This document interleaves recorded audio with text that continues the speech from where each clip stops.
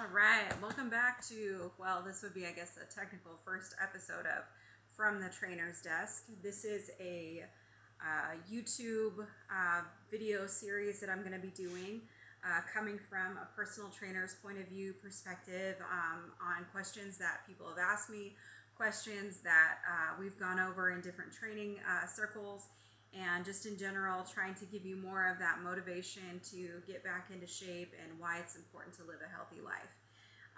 Basically, when it comes down to being a personal trainer, you know, a lot of folks don't realize there's a lot of work that goes into it. For any of us that really get into it, we really don't just desire to have like the knowledge, but we desire to share it with other people. We are given a whole lot of questions, especially right off the bat. People want to know all kinds of things. Everything from, is it still okay to smoke a cigarette, to silly, well, not silly, but very, very adamant questions like, does running after my child, do I burn enough calories doing that? The answer is, I mean, yeah, you should probably quit smoking cigarettes, and yeah, you're going to burn a lot running after your kids, but fitness training is more than just running after your children, right? So basically, this YouTube video series is going to be targeting anyone who's getting into fitness training, just starting out. Maybe you're struggling with weight loss, or maybe you're struggling with the mentality of why should I do these things. And so I'm excited to start this series with you. It's going to go on until we decide we're not going to do it anymore. But just to give you a little bit of background, my name is Laura. I am an operator of a small business called SteelRoseFitness, where we basically train people to get stronger, tougher, have a warrior mentality, so that when you go back to do normal things in life, or when you go to do hard things in life, you are really giving everything your very best. And oftentimes we struggle, you know, with basic things. And I myself struggle. I have to have a trainer. I'm a part of a really cool group of coaches, trainers, people from every walk of life, and they really encourage me, and I hope and pray that I encourage them. So that's a little bit of a side tip, but just so that you're aware, even trainers have trainers. Okay, oftentimes, especially when we're going through difficult things, so on and so forth. So today's series is called The 3 E's: Excuses, Exercise, and Eating. So the 3 E's for SteelRoseFitness, when we talk about these things, number one is we have to focus on the real truth, right? So in life, how often are you actually honest with yourself? Oftentimes we're not very honest with ourselves. We will try to make an excuse for something. We'll say, oh, I can't do this training this week because my foot hurts. Or, oh, I can't do the training this week because my finances are really in a bind. Oh, I can't do the training this week because I've got so many things to do with my kids. And hey, don't get me wrong, life can get overwhelming. But the truth is that we make excuses out of things instead of making a way. And so when you hit the excuse factor, it gives you the opportunity to cop out and say, I can't, which means I won't. We have to learn how to reset our mentality. When you tell yourself you're going to do everything you can to lose some weight, to really gain your muscle, to try and live a little bit healthier, to live stronger for your family and your kids, it's so important to start wiping the excuses away. And that's a really difficult thing to do when maybe you've been raised around family that, you know, and you all do it. You know, you say, well, you know what, it was such a hard day. I'm not going to do that 2-mile walk that I was going to do with my grandma. Or, you know, it was such a struggle this week. I don't even know if I want to go kayaking, or I don't, you know, which in this area, I live in northern Arizona, there is actually a lot of people who go kayaking because you can go down the Verde River. So anyway, you know, they say, oh, I don't want to go kayaking with my friends, even though I just got invited. Or maybe someone puts a Facebook message up and says, hey, we're going to go do this as a group. Anybody who wants to come is more than welcome to come. And they say, no, oh gosh, it was just such a week. Oh, it was such a struggle. Well, here's the reality, is that we make excuses so easily. And we tend to not own up to those excuses. And that's what we should be doing, especially if you're a leader or a parent. You should be owning up to the excuses and say, you know what, this is an excuse. Yes, it's been a difficult week. Yes, there's been so much going on. Yes, I feel like I need some rest, but you need to also take care of your body. So what we're going to dive into here, now that we've been going over the many excuses, because we'll make them up. We'll make excuses for anything. Oh, this person I don't like walks the same pathway that I walk, and so I don't want to go that way. Well, regardless of whether or not you guys are getting along or not, the one thing that you do have in common is that you're both trying to get fit. So you have to learn to overcome that obstacle in your mind. It's very difficult, when you have a small area. I get it. Totally get it. If you don't get along with somebody and they tend to do the same routes or whatever that you do, or maybe you were, have been like me where you show everybody the different things that you can do because it's just in your nature to help. I mean, that's just a good thing to be able to do. But then you don't get along with that person. Well, what do? You still encourage them by letting them do them, and you do you. You get through the excuses, Obviously, if it's going to cause some kind of an altercation, you're going to want to try and do stuff a little differently, even if that means walking on the opposite side of the road or carrying some kind of a camera with you. But that's a whole another story of random crazy excuses, right? But life can be very complicated. Just for a background, I was a neighborhood mom. You can ask any one of my kids. There was usually somewhere between 7 and 15 kids normally in the house. And at times we had all 21 in the house at the same time. And that's no fib of any kind of way. My mom and I sat down one day. I remember making peanut butter sandwiches for the whole neighborhood. And I felt like there was a lot of kids in the house. I knew everybody, we were keeping eyes on them. It wasn't like anybody was going wild, or crazy. But we're making these sandwiches and going, how many sandwiches did we just make? And my mom's like, you're running out of bread. And I was like, well, how many sandwiches did we just make? And she was like, she did the head count and then did it again and then did it again. And then I did it. And it was 21 kids. So I get feeling like, you're trying to do all these things. But, there has to come a point where you even have to put your foot down and say, I can't give any more until I fill up my tank. That is straight across the board. You can ask just about any fitness trainer, any trainer of any type. They're going to tell you, if you do not take the time to train your mind, your body, your soul, get yourself in to that positioning, you are going to struggle with putting that back in. And you might accomplish it, but you may be very, very, very, very exhausted at the end of the day. And it may not even be like the normal exhaustion that you would get. It may be an overexhaustion. So the excuses have to come to a stop. Excuses that we make for eating bad, excuses that we make for exercising. So going into exercising, what are the benefits of exercising? Well, there's a whole lot of benefits of exercising. Right across the board. You can look it up. I challenge you to look it up. It's really phenomenal looking up people's stories. And you have everything from, hey, I was able to get into shape because, and the effect of this was that my body, I lost weight, I lost inches, I had more energy to do things that I normally wouldn't do in the mornings, and when I went to bed at night, I was able to do, hey, I didn't feel attractive to my spouse and my husband or my wife.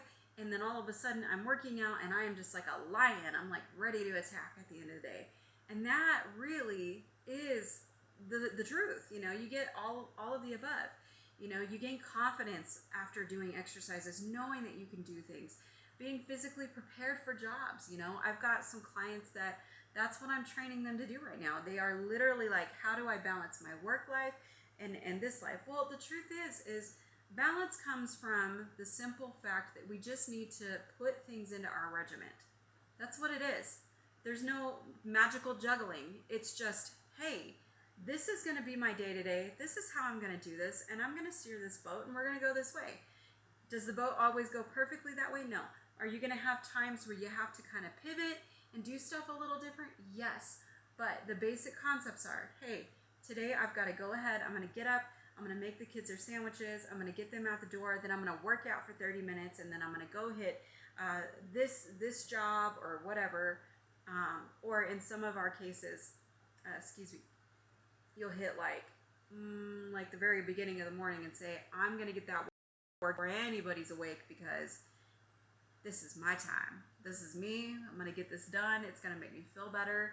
And then I'm going to take, my downtime, and this is how I work this. Some of us hit the end of the day and we get it knocked out. As long as you get it knocked out, that is the point. You don't want to steer off course. So when it comes to exercise, not only are you going to have significant amounts of things happen, but they have been doing studies where you can, if you have certain types of diabetes, you start exercising and eating right, that your diabetes is going to go down to none. The fact that your body is doing what it's supposed to.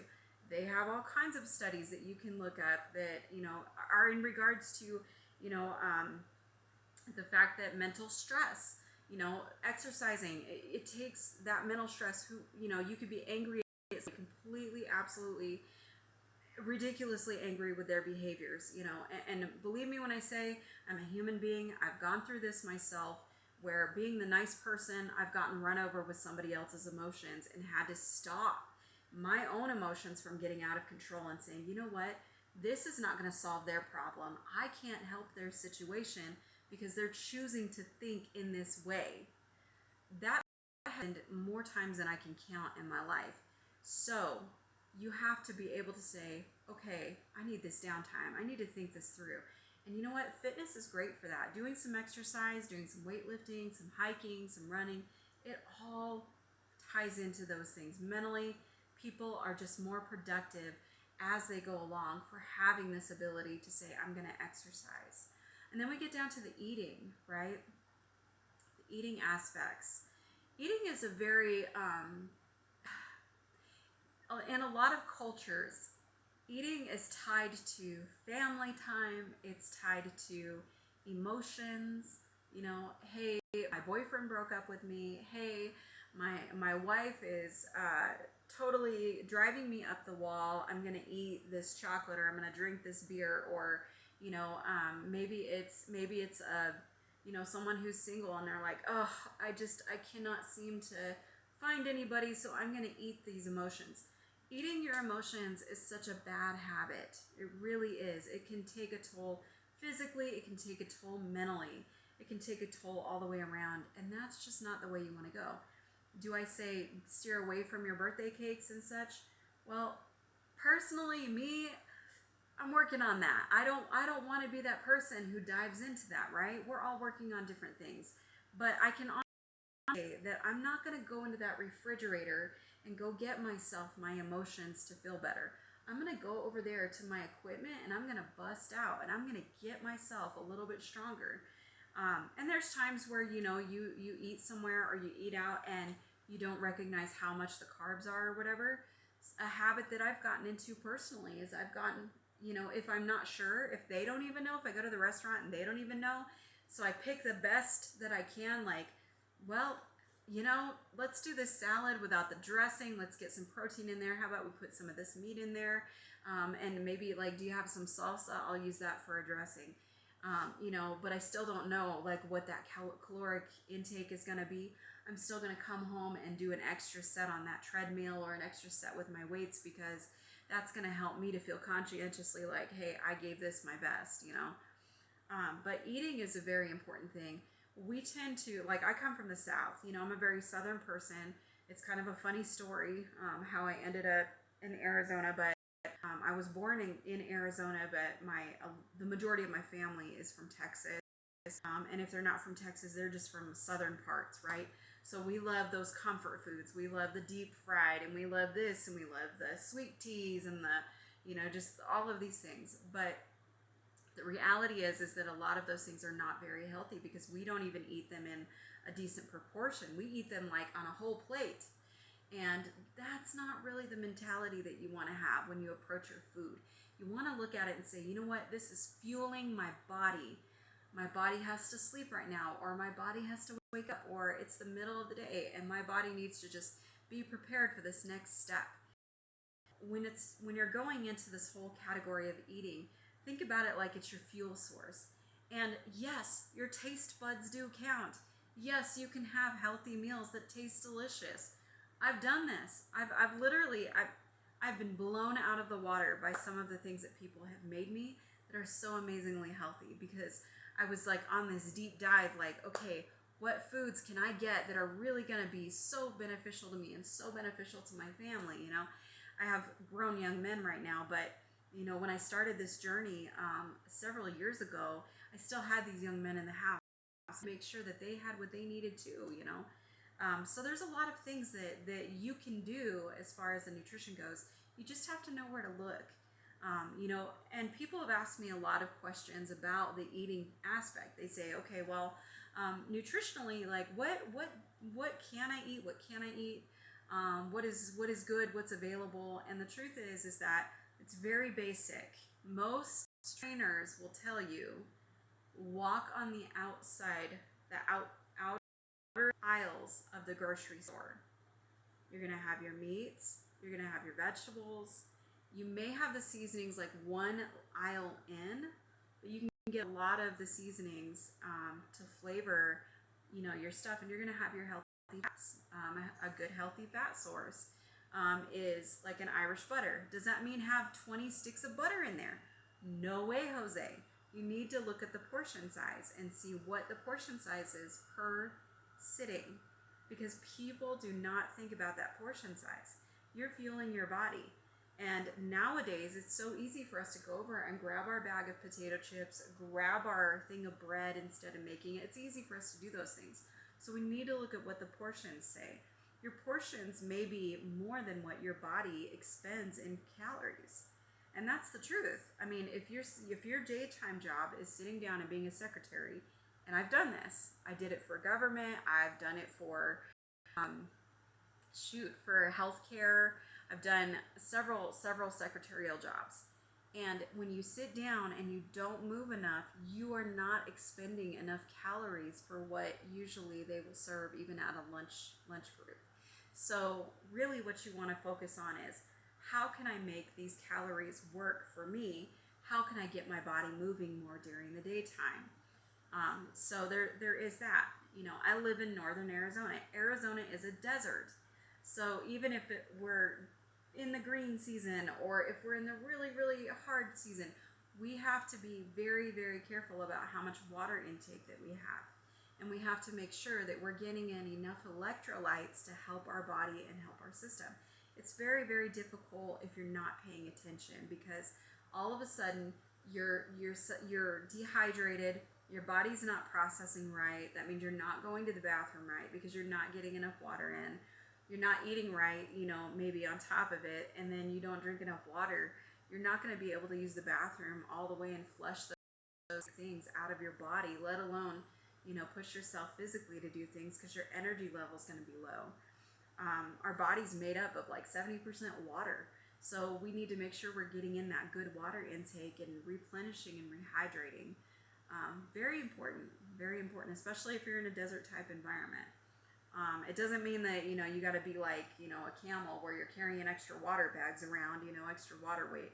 But what it does mean is making sure that you get in what your body needs, and not stealing that away from your body. So nutritionally, some of the things that people have asked me about were, okay, so I love mashed potatoes. Hey, look, I get it. I love potatoes too. But there's all kinds of avenues that you can go, and as long as you're doing things in moderation, doing a proper portion size, it should be fairly decent, and as long as you're coupling that with exercising. If you're trying to, like one of the questions I had was, what can I replace my potatoes with?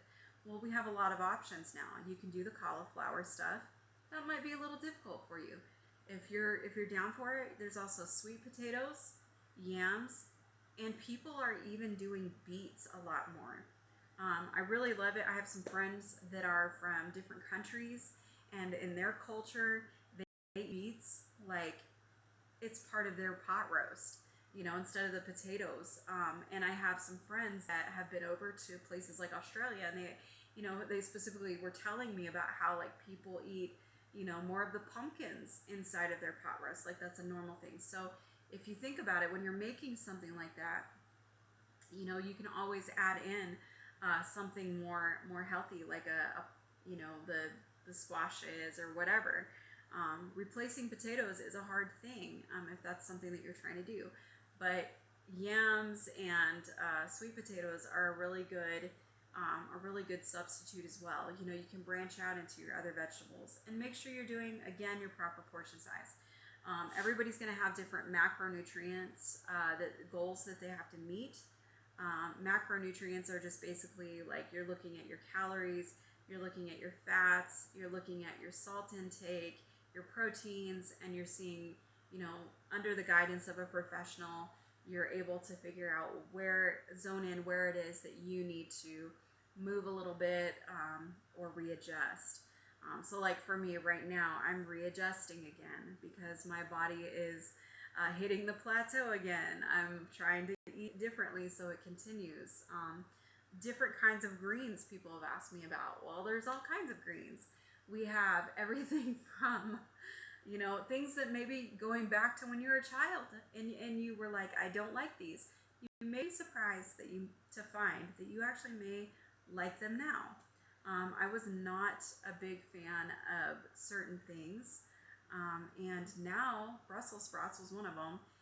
And now I am. I actually love a good Brussels sprout with some butter and some garlic and some onion in there, and it's just, my body's like, yeah, buddy.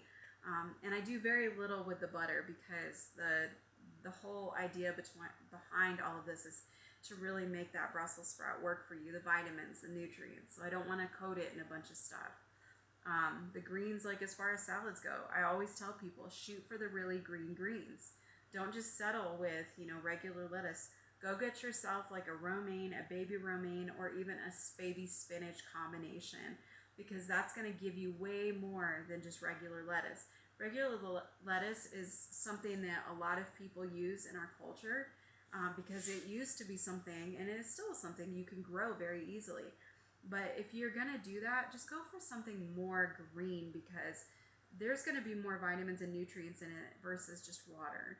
And when you think about it, like when you're eating the lettuce and stuff like that, it has a more of like how do I put it? It doesn't work for your calories. So it's empty calories. You're gonna eat it, it has calories and no nutritional value. And so what you want to do is get down to that nutritional value. What is going to fuel my system? A lot of folks out here, we like to go hunting or fishing and such. And that right there is amazing. If you go hunting and you have like good stuff, from that eats from the grass, or from the ground or whatever, that's going to be some good stuff. You're going to enjoy that. Your body's going to enjoy it. Again, going back to the healthy side of it with your portions. The greens, going back to the greens too, I was just thinking about some people don't like spinach because they grew up like I did, where you had the spinach from a can. You know what? Give regular fresh spinach a shot because it tastes so different than what was in the can that we grew up with. If you're an 80s child, I was an 80s child. I grew up in the 80s, the 90s, and the early 2000s, and I can honestly say that that there's a lot of things that I like now that I did not like before. My family would always joke because I would eat whatever, because my mom would say, you better eat what's on your plate, because we didn't have a lot, so you best be eating that. However, as I got older, I was able to express more of what I didn't like, and so there's a lot of stuff that I went back and I tried it, and I thought, you know what, this is actually very good for you, and it really is tastes very good too, depending on the way you make it. There's seasonings that help with things like inflammation. They've been linked to it. Inflammation helps take the inflammation down, and things like that. You've got your turmerics or turmeric, depends on who you are and how you say it. Just went through that with someone not too long ago. Then you have your ginger. Ginger is a very amazing tool that it's underused as far as in the cooking world. It's got some really good things that you can do with it. Some people, they will take fresh ginger, grind it up into like a teaspoon of honey and make like a little honey ginger concoction and eat that, and it helps their immune system do better. There's all kinds of benefits that you have to food. But the problem in our society is that we're so used to eating so many pre-made things that were made to last on a shelf for a long time. And that mentality, a lot of it came out of, if you go and you do the reason out of, the Great Depression, when we were trying to make everything last as much as possible. There's a healthier way to do it. Canning is a good way to do it. If you do your own canning, to see how much salt you're putting in, you're able to see what you're putting in there, and you can actually say no to a lot of the high fructose corn syrups. There's no necessary reason to put your peaches into syrup, so that's kind of the mentality you got to go, is like how to eat in this moment. So we make excuses for the eating as well. Some of the bigger excuses that I've worked through myself, some of the bigger excuses I've helped clients work through is, I just can't afford to eat healthy. Let me explain something to you. You can't afford to eat horribly, because if you eat horribly, what's going to happen is you're going to end up in the hospital from several things: high cholesterol, high blood pressure, and that in a hot desert alone is a very bad combination, I'm here to tell you. So you don't want those things. You really want to be able to live for your kids. People have issues with their heart because of eating wrong and not exercising. And then there are people that they struggle with diabetes because they don't eat right. You cannot afford to eat bad. So you have to learn how to afford to eat healthy. I did an experiment about a year ago. So this was like, post-COVID kind of stuff, stores are still getting stuff back. And I went in and I was in the middle of this extreme weight loss stuff. Like, I was working through it. I had other stuff. I was, when I say extreme, it was extreme for me because we're talking about inches coming off. I have been told years ago that I had to be so careful because my body will accumulate fat around the organs. It's one of the most dangerous kind. They call it a skinny fat. So basically, I looked smaller, but I was compacting fat around my organs. That was not a good thing. And so I had to get that challenge in my head. Like, okay, all of these folks are saying it is so difficult to eat healthy. And I get it. I hear you. I have had children. I have been through the budget crisis. We had to go to food banks for food, okay? So I'm going to give you a few tips. And this is going to be me getting very real with you as my listeners. Budgets can be very tight at times, but you can make something out of a lot of things. I went to food banks where I would get fresh vegetables that you had to eat like very quickly or they were going to go bad. So I would get these vegetables. They would always give me bread, and they would always give me like all these other starchy things. And that was a little frustrating because, I'm trying to steer away from some of those things, and yet here I am faced with, what do I do with these things? So here's the route that I ended up taking, okay? I stored most of the starchy things, and I utilized some of my rices. I utilized all of the vegetables and the meats. And so what I would do is make some kind of a rice concoction. I would do something like in that category. I would use the fresh vegetables and the meats just to kind of make shish kebabs, things like that. And I would use whatever money that I had to get seasonings. Because at the time, bills were very, very tight. And so I may have had like $5 at a time or $10 at a time. So I totally understand where that comes from. And even at one time, and I've had these fluctuations in my life because, as most people that are in the training community know, if you do not have clients coming in that door, or if they're saying, I can't invest in me, then that means they're also not investing in you, and then you're losing your money. So even up to recently, I had, just the other day, I took my last $5 and I had to go get trash bags and toilet paper. I've been down this very tight budget road, but you can still eat healthy. Now you go into the grocery store, let's say you have $30. You can't get on food stamps. Okay. So what you're gonna do with that $30 is you're gonna go ahead and invest in a couple pounds of meat. You're gonna invest in a little bit of some vegetables, and you're gonna make several meals out of that. Now, if it comes down to you have your family, you have a family to do. So you're going to go ahead and go to your food bank. You're going to see what you can do about that. You can donate money to that food bank. That helps them to be able to put back into that system, and you're able to get these foods, take them home, and then see what you have left that you need to get for your meal planning, and you can go from there. I actually found that it was very equivalent, eating healthy was very equivalent to eating unhealthy. It was just a choice. Do I want to home make, my easy bars, my snack bars? Well, home making them, I make them healthier, way healthier. And everybody in the neighborhood can have them because they're gluten-free. And most of the people that I know are not allergic to things like olive oil and those kinds of things. So there's all kinds of routes that you can take, on your budget. So don't be afraid to take that on, and don't listen to what media tells you. When people think about eating healthy, they think about going into just the organic section. Listen, I'm all about getting it as fresh as possible. I mean, down to if you have a local market, or you have like a farmer's market, getting your foods there if you can. Sometimes the government will give you vouchers to do that. So that is something you can look into. See if your local government will do that.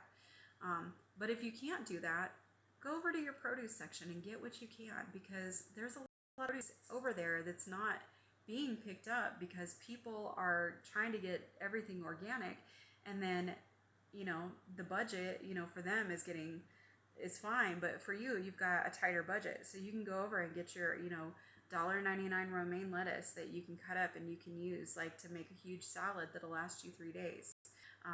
If you're trying to do big family meals and stuff like that, you can actually, I can't even tell you how many different kinds of salads that I have made over the years just on the tightest budget possible.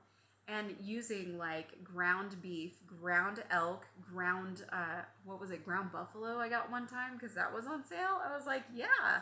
And using your pot roast, to do a pot roast, make your pot roast and then shred that meat up, put it into your salads, or use your fresh cut green beans or your squashes and things like that. Have your more colorful items on your plate. Our excuses can be very, very out there. We can really make a lot of excuses, but the truth is that when we look at them and we really look at it, our grandparents survived off of far less than what we have now. And if we really put that into perspective, it helps us to see that we can do the next step. And when I say our grandparents, I'm specifically talking about my 80s generation. If you were born in the 70s and the 80s, you probably had grandparents that were around during World War II. And I did. My grandparents told me so many stories about how they had to really work hard, and about being in the military when there was no, when they didn't have enough money to create all of the weaponry, but you still had to practice with brooms to make sure you had everything in that mind to hand focus.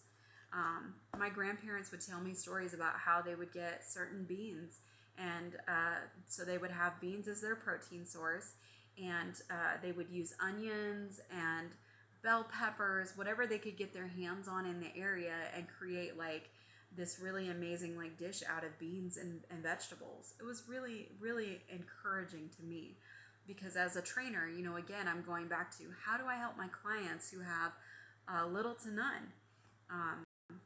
So there's that. There's that excuse knocked out.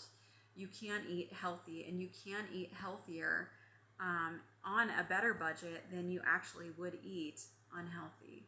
So the exercising, that's something you can do every day. Even if you can't afford the gym, there's all kinds of exercises that you can do, and that's going to be a whole nother set of videos. I'm going to be putting videos up here for SteelRoseFitness as this company continues to grow. I'm going to be doing this series starting off with myself, hopefully with my other trainers as they come along, to show you some different exercises that you can do with basic stuff around the house, and then how to have the mentality. We'll be going over, again from the trainer's desk, going over having the warrior mentality. And one of the warrior mentality aspects that I'm going to throw in here with our 3 E's is we need to exercise the idea and the concept that we get through everything. Excuses are on this part of the line. And over here, you've got the reality that you can do things.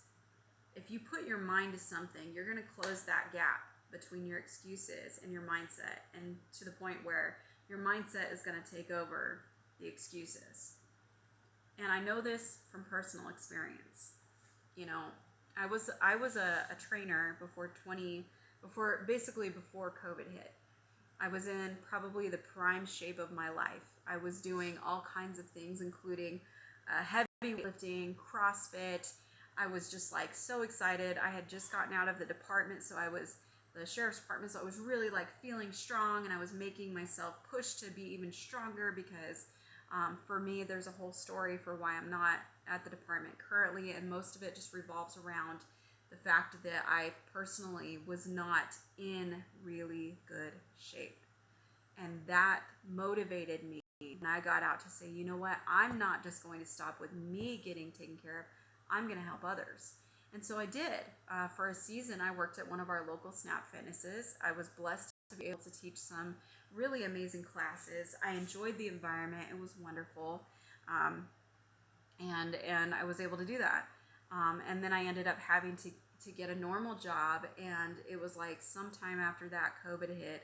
And I went from being on top of the world, being able to really get my body into shape and all of that, to trying to figure out how to maintain what I had, not lose everything I had gained, and or vice versa, not gain anything that I didn't want, which I did end up gaining, just like so many other people. And so the challenge was back on again, you know, with my life circumstances being complicated. How do I pop back into this? And I had to get it in my head, just really get it solid, that I am a warrior and I train people to be warriors. And I have got to make sure that if I am leading, I'm going to lead to the best of my ability, whether it's at my house, whether it's in my neighborhood, whether it's around my circle of influence. It is up to me to decide whether or not I am going to do the best that I can. Nobody else is going to make that choice for you. You have to make that choice for yourself. So when you get it in your head that you're done with your excuses, you're going to exercise, you're going to eat right, you're going to take care of your body and fuel into yourself so that you can pour out into your family. When you get that in your head, it is amazing how it feels like you have wings and you can just fly. You can just go from here. You can do the next thing. So that's it for today's video. I hope this helps somebody out today. I hope that I'm an encouragement to you. If you have any questions, feel free, please, to go ahead and leave some comments below, and I will check in on them within a week or so. Get back to you as soon as I can with all of this. Make sure that I get your questions answered as soon as possible. And I really appreciate you. If you'd like to, it'd be really amazing if you would subscribe to my channel. And there's going to be more posts out there. We're not just going to have from the trainer's desk. We're going to have from the gym. And that's going to be a real cool part where we basically show you how to do basic movements, how to utilize very interesting things to get these movements down. And I look forward to really getting some of this out there for you. And I hope that this helps you and inspires you. So just remember to train hard, rest well, and get your warrior mentality on. Have a great day, guys.